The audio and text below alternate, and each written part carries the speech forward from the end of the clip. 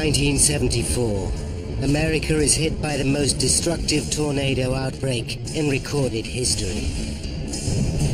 148 tornadoes rip through 13 states, leaving millions of dollars of damage. But weather forecasters are unable to predict where or when the twisters will strike. As a result, 5,500 people are injured, 330 are dead. The nation reels in shock. I've never seen anything like it, and I don't want to again. A team of meteorologists investigate the aftermath in a bid to provide forecasters with new tools to save lives in the future.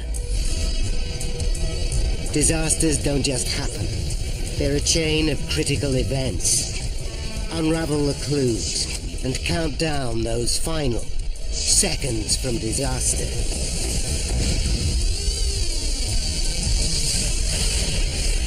A massive tornado filmed from a moving vehicle, then a camper van sinking underwater while its passengers fight to escape. This girl has narrowly escaped being killed by a tornado. Now, trapped in a sinking camper van, she must cheat death again. A spinning globe with blue land and black sea. Tornado outbreak. North America. Missouri. Kansas City. April 3rd, 1974. Meteorologists at the Storm Forecast Center are extremely concerned. Their radar screens suggest that America's heartland is about to be struck by a massive tornado outbreak. Twisters hit every country on the planet, but the United States is struck by more than any other, with 1,000 each year. The majority of these are small, and they affect an area of the Midwest between the Rockies and the Appalachians named Tornado Alley. Now the radar is showing worrying signs of a very powerful storm building. Dry winds have moved inland from the Pacific Ocean and are colliding with humid air driven north from the Gulf of Mexico. These are perfect conditions for thunderstorms. However, winds in the upper atmosphere limit thunderstorms from developing, creating unstable atmospheric conditions across a wide area. The Storm Center. The meteorologists study their radar scope for the first signs of tornado activity. They've seen this kind of build-up before.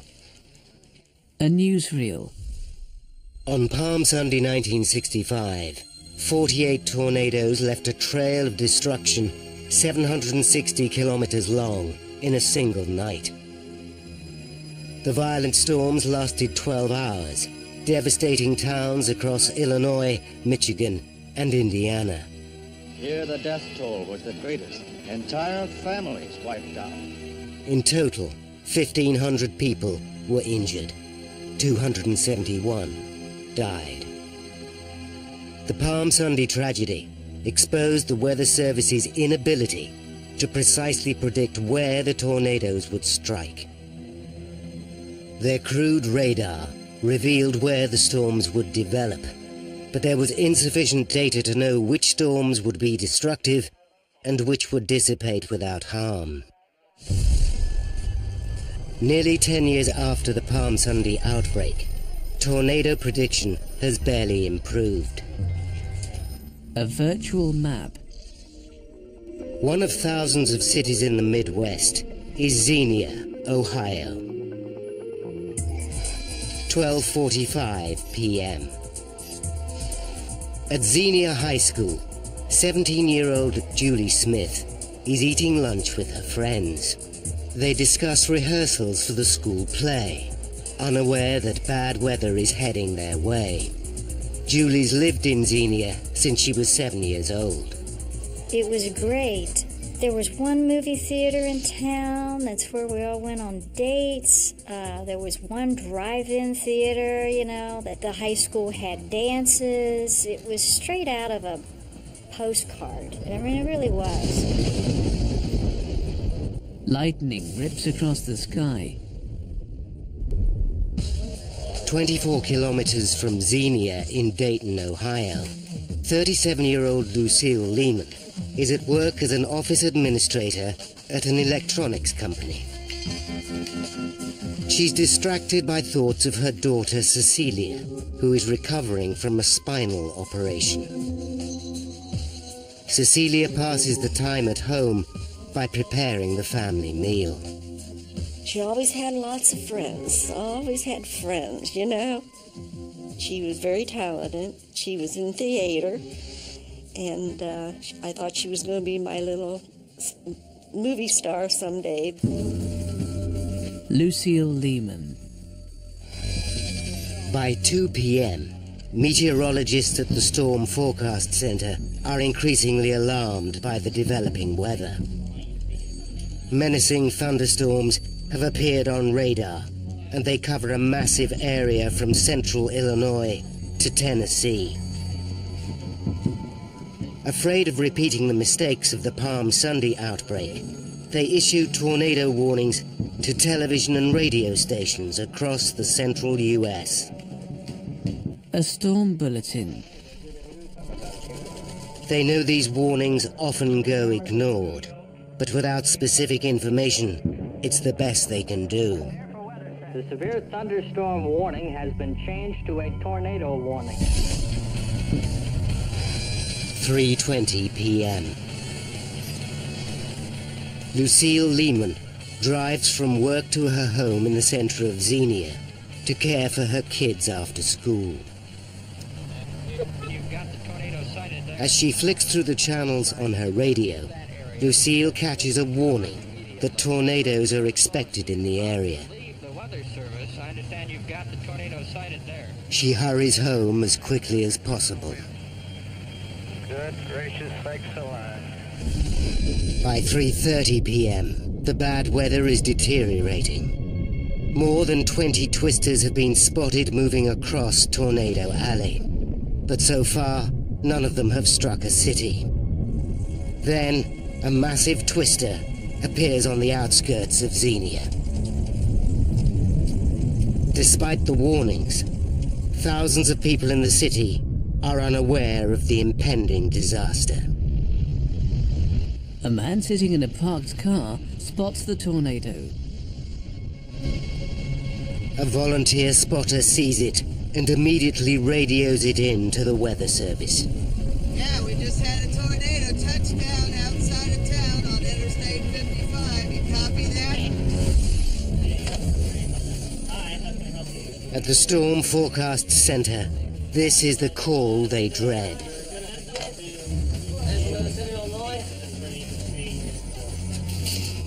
Hold up. Touchdown in Xenia. That's heading straight for the center of town. For the 25,000 people of Xenia, a tornado strike is no longer just a possibility, but a terrifying reality.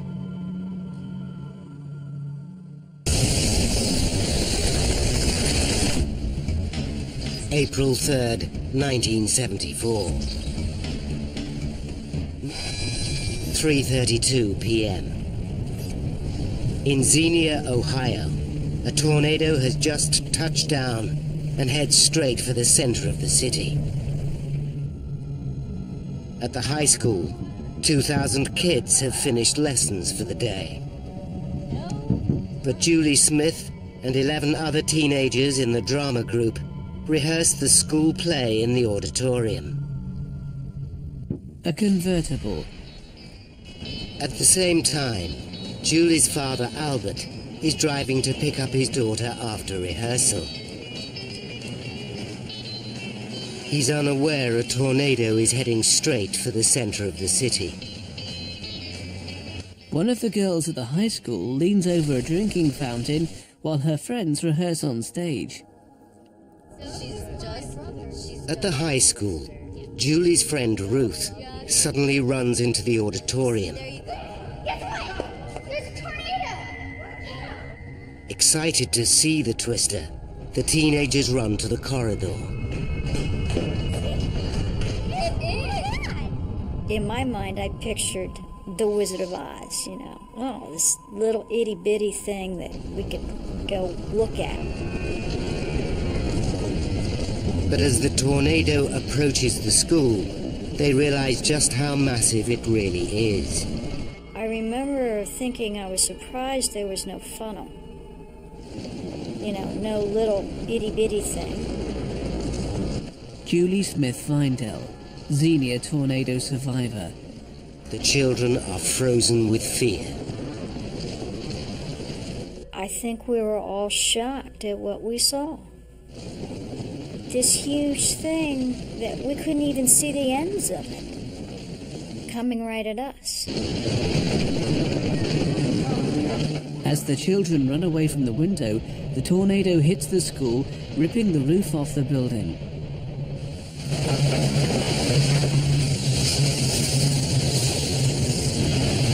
It sounded like something evil. The pupils cower in the corridor. And I remember thinking, I can't believe I'm going to die this way. I'm going to die in a tornado. 3:45 p.m. The Xenia tornado continues its trail of destruction.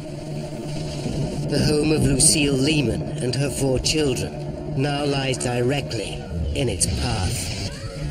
Following government advice, Lucille opens the windows, hoping it will save the house from destruction. As the family looks in awe at the approaching twister, the powerful wind suddenly hits. As Lucille and her daughters cower behind a sofa in their living room, all of the windows are blown in, then an entire wall is torn from the building.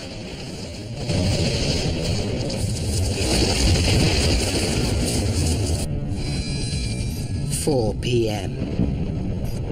The tornado passes through the city and heads northeast into the countryside. In its wake, Xenia has been turned to matchwood. Hundreds of people now lie injured. I remember thinking how lucky I was to be alive. And I wondered how many people had died. Across Xenia, 33 people are dead. Many others lie trapped under collapsed buildings. The house of Lucille Lehman and her 4 children has taken a direct hit and been totally destroyed. 14-year-old Joe was thrown clear of the house, but is in shock. His mother and 3 sisters lie trapped in the remains. Cecilia, recovering from spinal surgery, is pinned under the crushing weight of a water heater. Local residents rally to help. Neighbors pull Joe's eldest sister, Stephanie, from the wreckage. Then they rescue his youngest sister, Denise. As Lucille frees herself, she's overwhelmed by what she sees. You know, everything around me was level. She tries to help her daughter Cecilia, who's still trapped. I could move my hands, but my lower half of my body was pinned. My legs felt numb. Xenia's roads are impassable, and there is no sign of the emergency services. So neighbors are left to rescue Cecilia on their own. Rubble strewn either side of a road. Julie's father, Albert, missed the tornado strike. As he enters Xenia, he sees that the city has been destroyed. Somewhere in this debris is his daughter, but he has no idea if she is alive or dead. Unable to get around a truck blocking the road, Albert puts his car in reverse. Meanwhile, Lucille's neighbours are still working to free her daughter from underneath the water heater. At the Lehman house, the neighbours finally release Cecilia from the rubble. Once I could feel the weight of things being removed, I knew I was going to be okay. I just remember lying there, being grateful that I'm alive, being thankful to the people that dug me out. A relieved Lucille's comforted by one of her neighbours. 4:43 p.m. 42 twisters have been sighted across Tornado Alley, and reports of more continue to flood in. 4:47 p.m. On the outskirts of Monticello, Indiana, another monster tornado begins to form. As the twister rips through farmland, 5 girls sleep as Donald Richards drives his camper van home.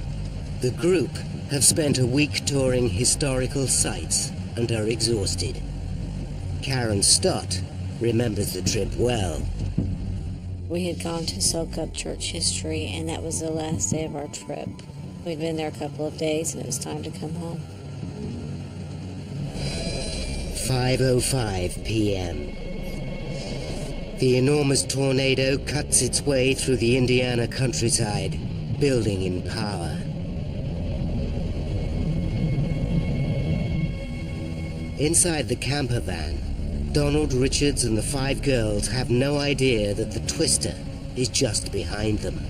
As it gains on the van, the tornado builds in strength and speed.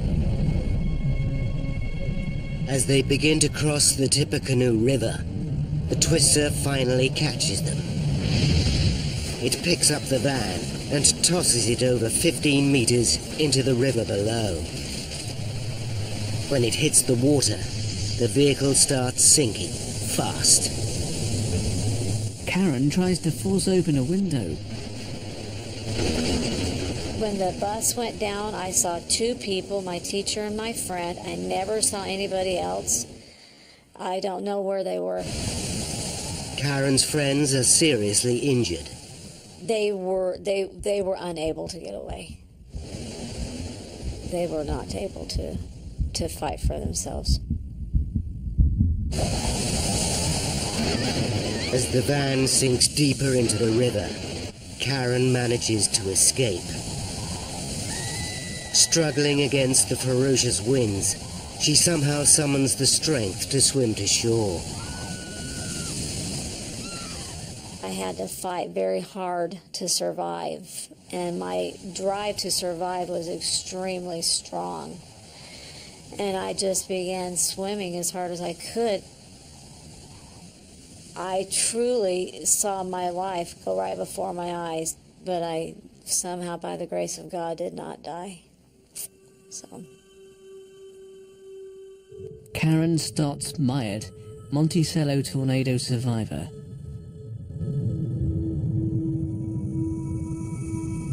As the tornado moves across open country, Karen finally reaches the riverbank. She's exhausted but alive. Her friends are less lucky. The bus sinks beneath the water. Arriving at the leveled high school, Albert's prevented from getting too close to the rubble by a uniformed police officer. In Xenia, Albert finally reaches his daughter's high school to discover it's been totally destroyed. Take a quick look here, sir. How do you know that? But they're not here, sir. He's told there were no survivors. Go home. Call somebody. Albert is grief-stricken.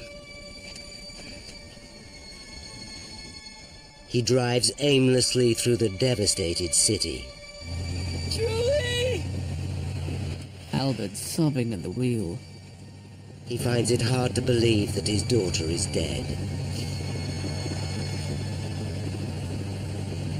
Julie!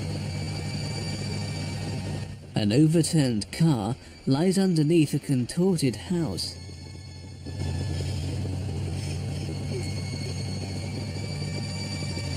Suddenly, he sees a figure. A teenaged girl's walking along the side of the road. It's Julie. She's alive. Albert jumps out of his car and embraces Julie. Are you okay? Honey? I'll never forget the look on his face. I'll never forget him crying, and I'll never forget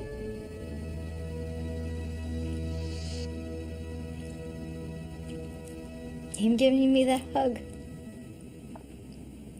Julie Smith-Findle, Xenia tornado survivor. The violent storms continue until 5 a.m. the following morning. In total, 148 tornadoes ripped through Tornado Alley. Damage to property is estimated to be over $600 million, $2.3 billion in today's money. 5,500 people have been injured. 330 are dead. A car flying the American flag. President Nixon visits Xenia in an effort to offer support to the shattered community. He goes to the wrecked school, where Julie Smith and the drama group were so lucky to survive. He meets local residents. Once again, the Weather Service's inability to accurately predict tornado strikes has resulted in tragedy. A deflated meteorologist sitting alone at the storm center. Now, by going deep into a scientific investigation, we can reveal how the tragic events of the 1974 outbreak changed tornado forecasting forever. Chicago, Illinois. A day after the tornado outbreak, Dr. Ted Fujita from the University of Chicago races to work.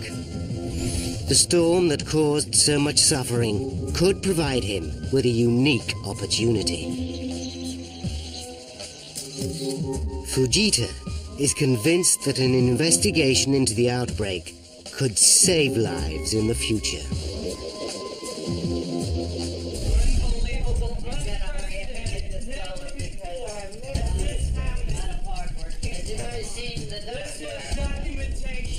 At the university, Fujita rushes his students and staff into a meeting.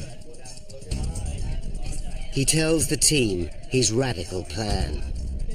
If his hunch is right, they might learn more about tornadoes in the next few days than meteorology has learned in decades.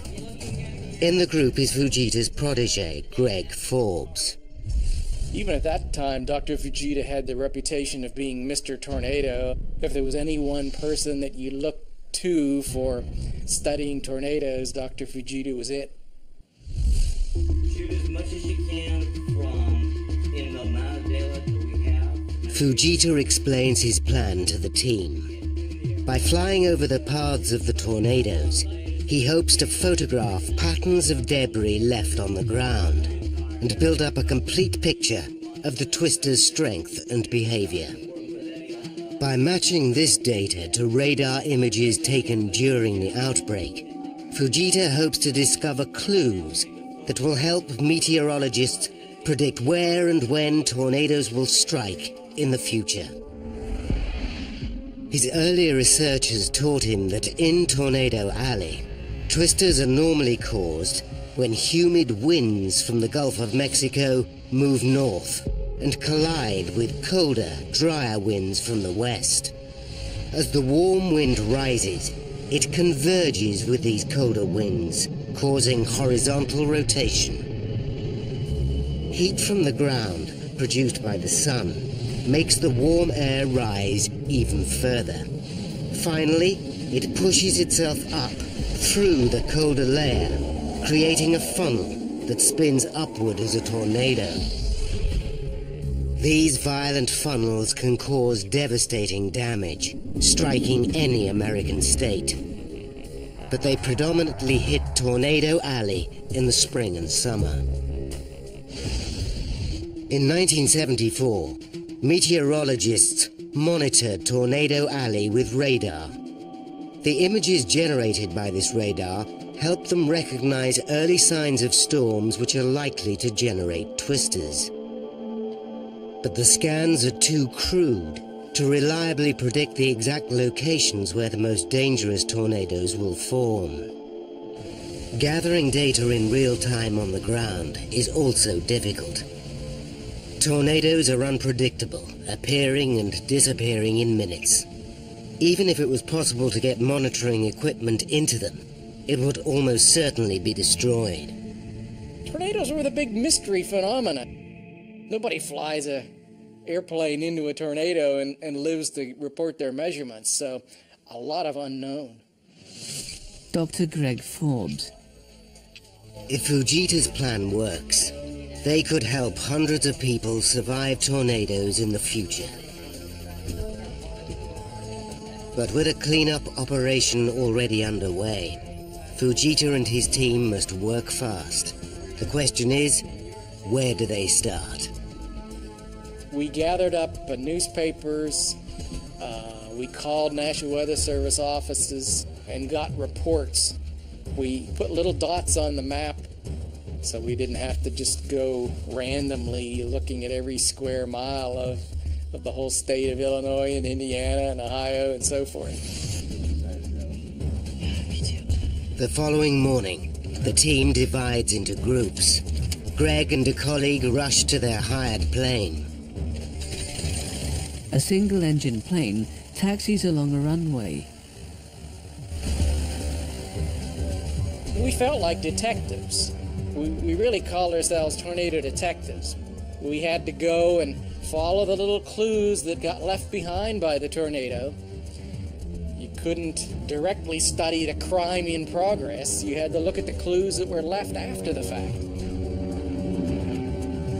Within 45 minutes, Greg Forbes is at the scene of the first tornado. The chaos beneath him is bewildering. But as patterns start to emerge from the debris, Forbes realizes that Fujita's plan might just work.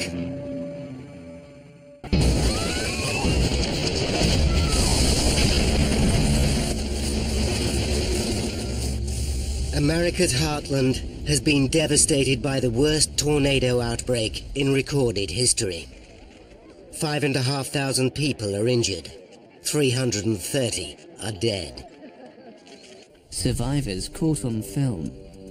Determined to find some good in the wake of this disaster, student Greg Forbes from the University of Chicago is flying over the paths left by the tornadoes to photograph the debris. Despite decades of tornado analysis, very little is known about these dangerous phenomena. Forbes photographs the damage. Forbes is stunned by what he sees. Louisville, Kentucky, and Xenia, Ohio, have been laid to waste. By photographing this destruction, Forbes can determine the precise direction, power, and speed of the tornadoes. He can then compare these pictures to radar images taken during the tornado outbreak. This could reveal which cloud formations are associated with the most destructive tornadoes, and help meteorologists better predict where the most dangerous twisters will strike. I knew that there was the potential that what I was studying there could help with future tornado episodes and perhaps save lives. When Forbes returns to the University of Chicago, he shows the team the photos from his aerial survey. Debris is scattered over large areas from the force of the tornado. But as Forbes examines the images in detail, he discovers a number of puzzling phenomena. A house surrounded by wreckage. It has long been reported that the destruction left by a tornado can sometimes leave houses completely untouched. This photo is dramatic evidence of this strange phenomenon. The prevailing theory is that some tornadoes miss buildings because they occasionally lift into the air. But Fujita isn't convinced by this idea.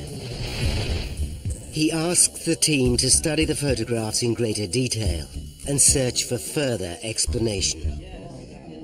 Aerial photographs. Another bizarre anomaly is found in Monticello, Indiana.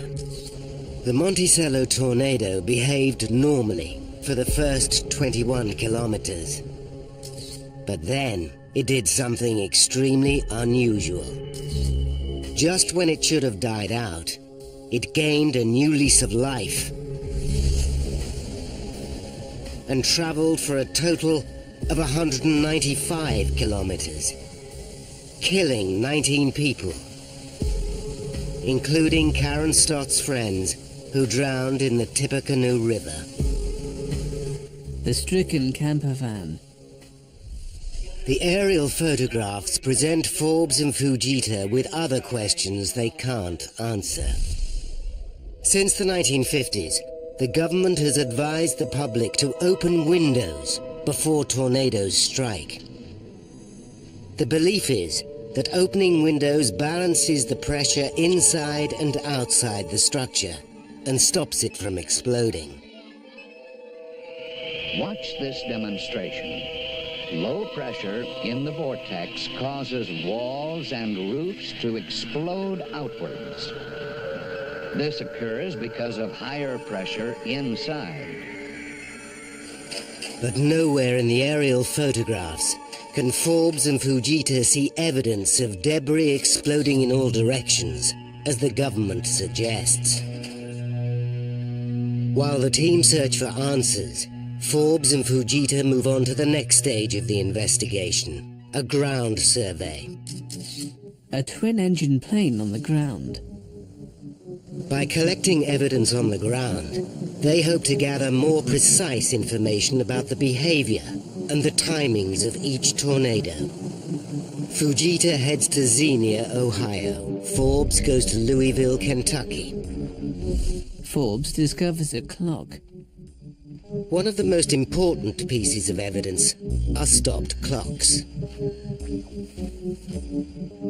They show the exact time the tornado hit and allow Forbes to accurately compare the destruction on the ground to images of cloud formations captured on radar.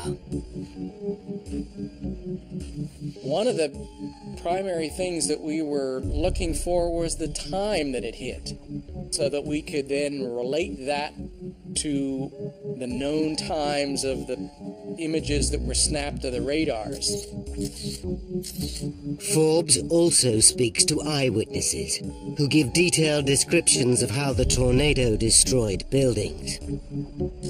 We were looking for any kind of idiosyncrasies, things like missiles, asking them what happened, what did they see, what did they experience. Knowing those kind of things could help us relate where the tornado occurred in relation to the parent thunderstorm. Then in Xenia, Fujita has a breakthrough. He hears of a 15-year-old boy called Bruce Boyd, who filmed the Xenia tornado for over 2 minutes using a home movie camera. Fujita can't believe his luck. In 1974, film of tornadoes is extremely rare. We didn't have video cameras at the time that are so pervasive today. We didn't have all sorts of movies of hundreds of tornadoes per year that are captured on film. By studying the moving images of the twister, they use a process called photogrammetry to analyze the movement of debris caught in the funnel. This helps them to assess speed direction, and power. It's a technique that gets dramatic results. In 1965, Fujita used it on photographs of tornadoes taken during the Palm Sunday outbreak. His study of the images helped develop the Fujita or F scale, which is still used around the world today. An F1 causes minor damage and can down power lines. An F2 can roll a car. An F3 can overturn a train. The F4 is monstrous and can flatten well-constructed houses. Finally, the most feared and rarely sighted F5 can have wind speeds of up to 512 kilometers an hour. The F5 is the most powerful wind known to man. A film projector. Dr. Fujita and his protege, Greg Forbes, returned to Chicago with Boyd's unique film of the Xenia tornado. When they analyze the footage, they find startling evidence for a phenomenon that Fujita has long suspected but has never been able to prove. He believes that some tornadoes actually have a number of smaller funnels, which dance around the parent as it plows its destructive path. The Boyd movie is certainly very spectacular. It periodically has a couple of multiple funnels that are dancing around, pirouetting about each other in the midst of revolving about the parent tornado. Bruce Boyd's film perfectly captures these multiple funnels in action. A meeting. The investigation makes progress in other areas too. After hours of painstaking analysis, the team find no evidence in the aerial photos of buildings exploding in every direction as previously thought. But they discover that debris caught in the funnel of a tornado can act as high-velocity missiles, which can seriously damage structures. A wooden post is propelled at a brick wall in a controlled test. These missiles, combined with the power of winds exceeding 322 kilometers an hour, explain why buildings are destroyed. They're actually being blown over with massive force, although to a bystander, it looks like they're exploding. The Lehman House. Forbes immediately realizes the significance of this information. Not only does government advice to open windows do nothing to save buildings, it actually puts people's lives at risk because they waste precious moments when they should be finding shelter. This new information will help save many lives in the future. The Lehman House is ripped apart.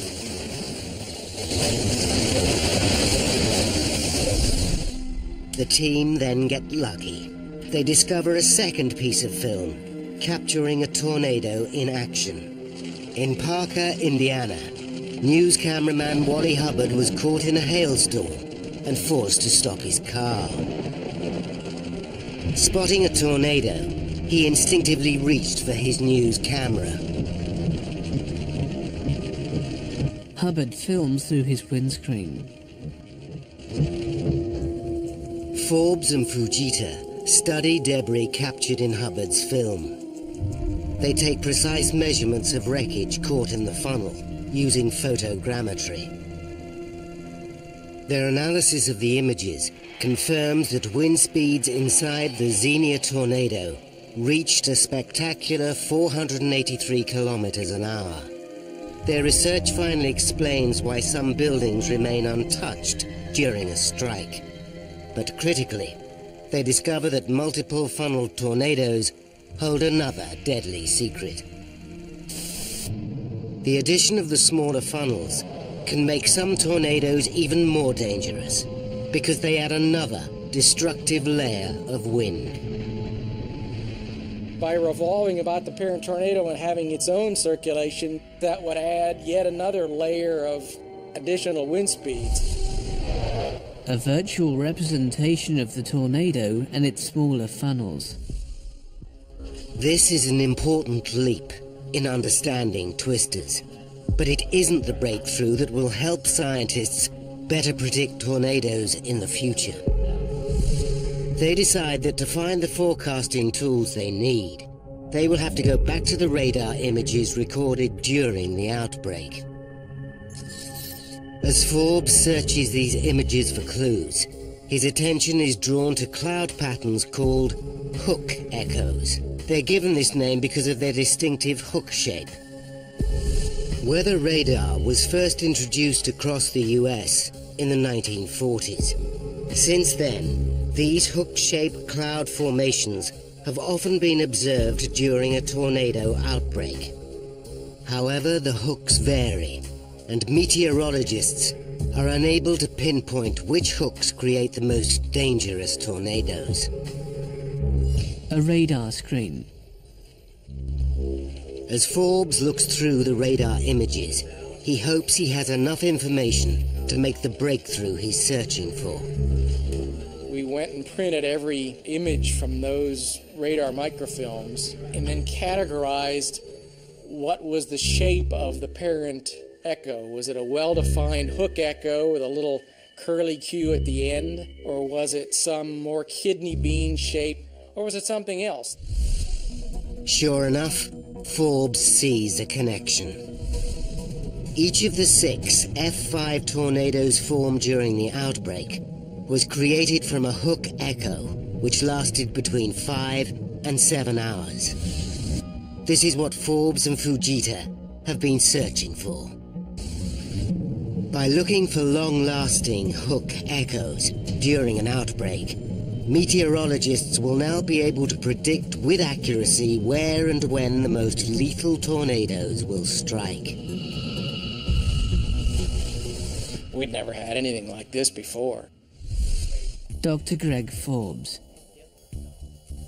After this discovery, which will save countless lives in the future, Fujita turns to the final mystery of the April 3rd outbreak, the Monticello tornado. It was unusual in that it was a very, very long tornado. It just kept going and going and going. I would never have predicted that that particular thunderstorm would have produced a 100-mile-plus tornado path. Why did the Monticello twister travel so far? Forbes and Fujita go back to the aerial photos and search for anything which might explain why it continued for over 160 kilometers further than usual. It is Fujita who spots something out of the ordinary. As well as the normal twisting marks left by a tornado, he finds evidence of a completely different type of ground damage. There were some places in the damage pattern from the super outbreak that didn't quite fit the tornado mold. Fujita proposes that this ground damage was caused by dramatic bursts of air dropping from directly above, a phenomenon he calls downdrafts. When warm air rises in a thunderstorm, it eventually cools and begins to fall back to Earth. Fujita's theory is that sometimes this cool air rushes back at great speed, descending rapidly down the trailing edge of a thunderstorm in a destructive burst.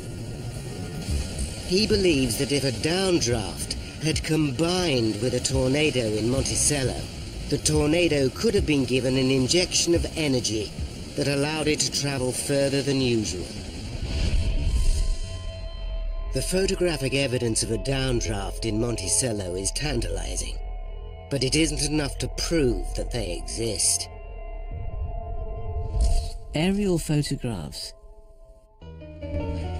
Despite this disappointment, Forbes and Fujita's hard work produces a spectacular map of the entire tornado outbreak.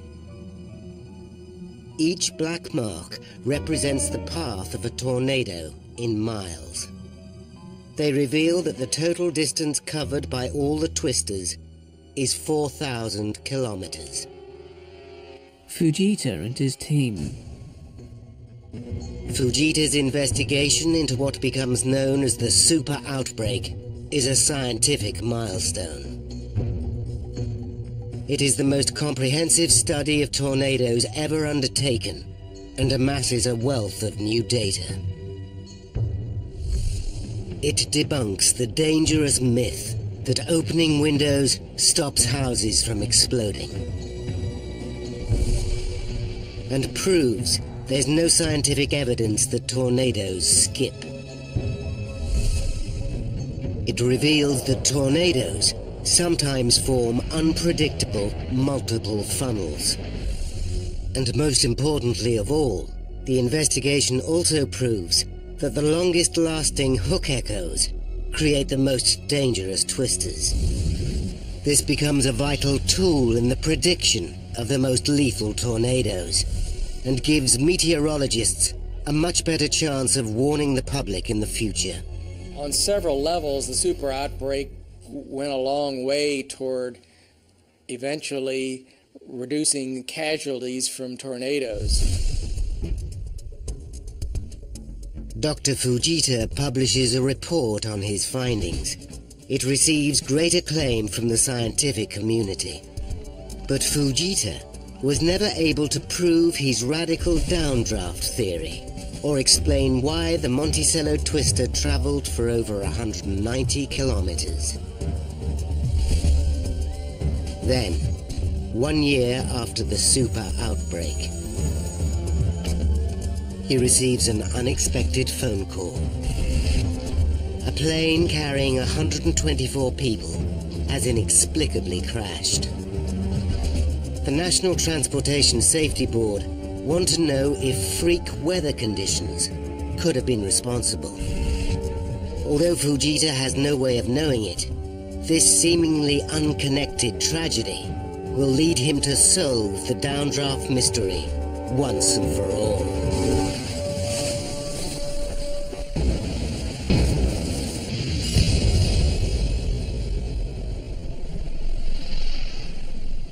Dr. Fujita from the University of Chicago has gathered data from the worst tornado outbreak in US history.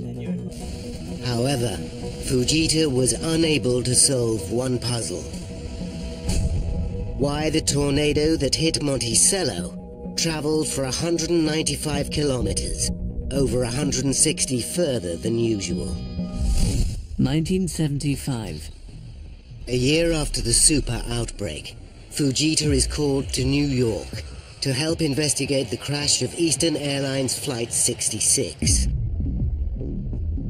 As the passenger jet approached JFK's runway, it mysteriously slammed into the ground, killing 115 passengers and crew.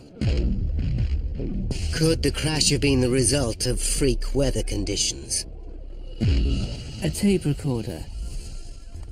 Fujita starts by analyzing the telemetry details stored in Flight 66's black box. He then studies black box data from other planes flying that day, and from atmospheric readings taken on the ground. He builds up a picture of what may have happened in the air before the plane crashed.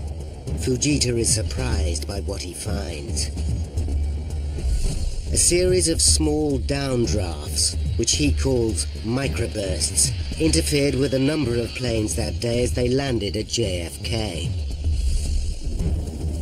It was these microbursts that literally pushed Flight 66 into the ground, just short of the runway. He quickly discovered that there were some fairly small diameter but very intense downdrafts that were occurring in a pulsing mode over the airport that allowed some of the airplanes to land without incident, others having great difficulty, and one crashing. Realizing that other planes could be in danger, Fujita publishes his findings. The aviation industry rapidly upgrades radar at airports across America in order to detect this atmospheric anomaly before it kills again. For Fujita, it's a double victory. His research proves that the ground damage seen in Monticello a year earlier, caused by dramatic bursts of air, can be attributed to a downdraft. A virtual tornado. It was this freak atmospheric anomaly which energized the Monticello tornado and caused it to travel for 195 kilometers with devastating consequences. Donald Richards' camper van plunging into the river. This is the final piece of Fujita's puzzle. Finally, we can reveal the critical chain of events which plunged 13 American states into a catastrophic clash with the power of Mother Nature. April 3rd, 1974. Winds move inland from the Pacific Ocean and Gulf of Mexico, creating highly unstable atmospheric conditions across Tornado Alley. Forecasts suggest America is about to be hit by the worst tornado outbreak in a decade. But meteorologists don't know exactly where or when the most dangerous tornadoes will strike.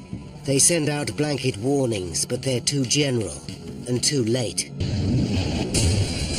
By 3:30 p.m., a tornado touches down on the outskirts of Xenia, Ohio. The Lehman family.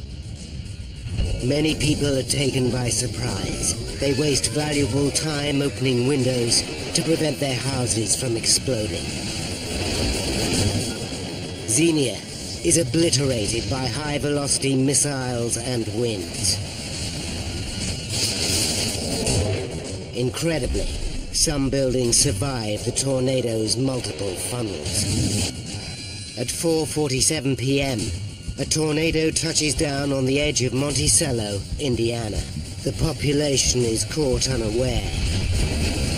It kills 19 people. Turbocharged by a downdraft, this tornado then travels across open country for a further 170 kilometers. The aftermath. At 5 a.m. on April 4th, the outbreak finally ends. 16 hours after it began, cities are reduced to matchwood. 148 tornadoes caused $600 million worth of damage. 5,500 people are injured. 330 are dead. Dr. Ted Fujita died in 1998. A television studio. Greg Forbes is employed by the Weather Channel and continues his work as a meteorologist.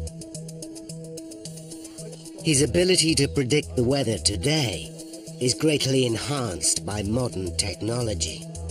High-quality satellite images can show developing weather in real time, and mobile Doppler radar can probe deep inside tornadoes. The benefits to the public as a result of these new tools came as a direct consequence of lessons learned from the 1974 super outbreak. A dedicated radio service now broadcasts the latest severe weather information, and tornado sirens have been installed across America's heartland. Dr. Fujita's investigation was an early stepping stone towards science's understanding of tornadoes. To this day, his findings still play a part in saving lives around the world